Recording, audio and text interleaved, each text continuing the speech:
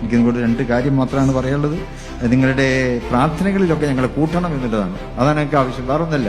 നിങ്ങളെ ഈ ഒരു പദ്ധതി ഉണ്ടാക്കാൻ വേണ്ടി സഹായിച്ചിട്ടുള്ള ഒരുപാട് വ്യക്തിത്വങ്ങളുണ്ട്, നാട്ടിലും പുറനാട്ടിലും ഒക്കെ ഉണ്ട്. അതുപോലെ ഇതിന് ഓടി നടന്നതാണ്. ഇവിടെ വയനാട്ടിൽ തന്നെ ഞങ്ങൾ സബ് കമ്മിറ്റി വെച്ചു ബഷീറിന്റെ നേതൃത്വത്തിൽ. അവരൊക്കെ 24 മണിക്കൂർ 24/7 എന്നുള്ള നിലക്കാണ് അവർ പ്രവർത്തിച്ചു കൊണ്ടിരുന്നത്. അതുപോലെ തന്നെ ഇതിനു വേണ്ടി സഹായിച്ച ആളുകൾ, അതുപോലെ പാർട്ടിയുടെ നേതാക്കൾ, ഇവർക്കെല്ലാം വേണ്ടി, ഞങ്ങൾക്ക് എല്ലാവർക്കും വേണ്ടി പ്രാർത്ഥിക്കണം. കാരണം പ്രവർത്തിക്കുന്നവർക്ക് നേരെയാണല്ലോ ശത്രുത ഉണ്ടാവുക. അപ്പോൾ ആ ശത്രുക്കളിൽ നിന്നൊക്കെ ഞങ്ങൾ രക്ഷിക്കാൻ വേണ്ടി നിങ്ങൾ എല്ലാവരും പ്രാർത്ഥിക്കണം എന്നുകൂടി ഞാനിവിടെ പറയുകയാണ്.